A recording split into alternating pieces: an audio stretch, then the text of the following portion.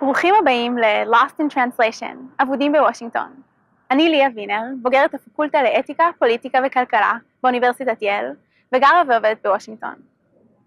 מטרת התוכנית היא להנגיש מידע לישראלים על הדרך שבה אמריקה מתנהלת בנושאים שנוגעים לישראל. פרק ראשון, Decertification.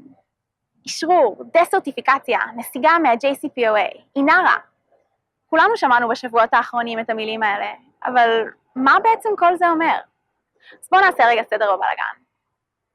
לפני כשנתיים חתמו המעצמות המערביות על הסכם הגרעין עם איראן, או בשמו באנגלית, The Joint Comprehensive Plan of Action, או ה-JCPOA. ההסכם מציב מגוון איסורים על איראן, שמטרתם למנוע ממנה כל דרך להשגת נשק גרעיני. בתמורה, המעצמות המערביות הסירו את הסנקציות הגרעיניות שהטילו על איראן, שגבו מחיר גבוה לא רק מהממשלה, אלא מהכלכלה האיראנית כולה, דבר שהשפיע על התושבים מרמת אלי ההון ועד למוכרים שבבזאר. הסנקציות הנוגעות למימון טרור וכדומה נשארו במקומן.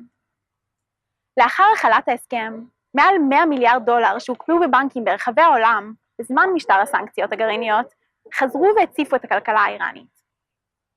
במהלך קמפיין הבחירות, טראמפ גינה את ההסכם בחריפות, וטען שאם יהיה נשיא, ידאג לביטולו, או במילים שלו, יקרע אותו לגזרים.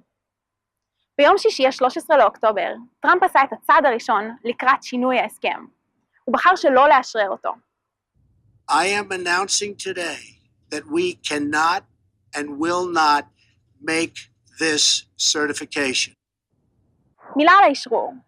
במקביל לחתימת הסכם הגרעין, עבר חוק מיוחד, The Iran Nuclear Agreement Review Act, או אינרה, שמפרט באיזה קריטריונים פנים-אמריקאים על ההסכם לעמוד.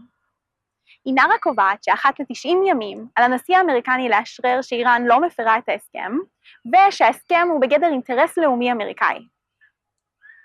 בגלל כל מיני סיבות שקשורות להחזקתה של איראן בצנטריפוגות מתקדמות, ומעל ל-130 טון של מים כבדים, קצת יותר מדי ניסויים בטילים בליסטיים, וניסיונות לערער את מאזן הכוחות האזורי, דרך שדולות ומיליציות שיעיות, טראמפ בחר שלא לאשרר את ההסכם. אז מה זה אומר? סמלית, זה היה צעד כדי להראות לעולם שהוא אינו מרוצה מההסכם. אבל תכלס? לא הרבה. בחירתו של טראמפ לא לאשרר את ההסכם, אינה אומרת שטראמפ בחר לסגת ממנו. יותר מזה, הנשיא החליט שלא להטיל סנקציות גרעיניות מחודשות על איראן בשלב הזה. במקום, טראמפ בחר לפעול בצמוד לקונגרס האמריקאי, הרשות המחוקקת, כדי לשנות את אינרה, ויחד עם בעלות הברית כדי לנקוט בצעדים דיפלומטיים שנועדו לעצור את איראן מערעור מאזן הכוחות האזורי, מימון הטרור והעברת הנשקים. אז מה עכשיו? מסתמן שאף אחד בעצם לא רוצה לסגת מההסכם.